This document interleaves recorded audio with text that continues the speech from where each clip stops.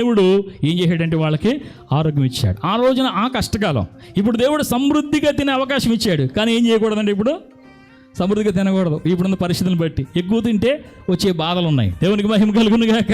ఇప్పుడు దేవుడు నిజంగానే సమృద్ధిగా ఇచ్చినా కానీ ఏం చేయకూడదండి, సమృద్ధిగా తినకూడదు. ఎందుకంటే ఆరోగ్యాన్ని అలా మెయింటైన్ చేయాలి. దేవుడు ఆ రీతిగా ఏం చేశాడంటే ఆ కాలక్షేపం చేసేవాళ్ళం చాలా రోజులు. ఏమండి, ఒకసారి పప్పుచారు కాసుకొని, ఇప్పుడు ఫ్రిడ్జ్లు కూడా లేవుగా, పప్పుచారు కాసుకొని 3 రోజులు పప్పుచారు పాడవల. సహజంగా పప్పుచారు 2 రోజులకి పాడైపోద్ది కదా.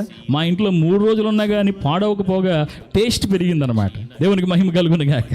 అలాంటి పరిస్థితుల్లో దేవుడు ఏం చేశాడంటే ఆ పస్తున్న దినాల్లో, ఆ అర్ధాకులతో ఉన్న రోజుల్లో, కాళ్ళు ముడుచుకొని కడుపులో పెట్టుకుని పడుకున్న రోజుల్లో దేవుడు మాకు తోడుగా ఉన్నాడు. దేవునికి మహిమ కలుగును గాక.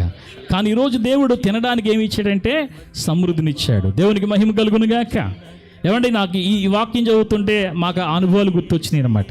కాబట్టి ఎప్పుడూ కూడా మన జీవితంలో లేమిని అనుభవించిన రోజులు, ఆకలితో పస్తులు ఉండవలసిన రోజులు, తినడానికి ఏమీ లేని రోజులు మనకి కష్టదినాలుగా ఎంచుకోకూడదు మనం. అవి ఏంటని చెప్పండి, మనకి భాగ్య దినాలుగా ఎంచుకోవాలి. దేవునికి మహిమ కలుగును గాక.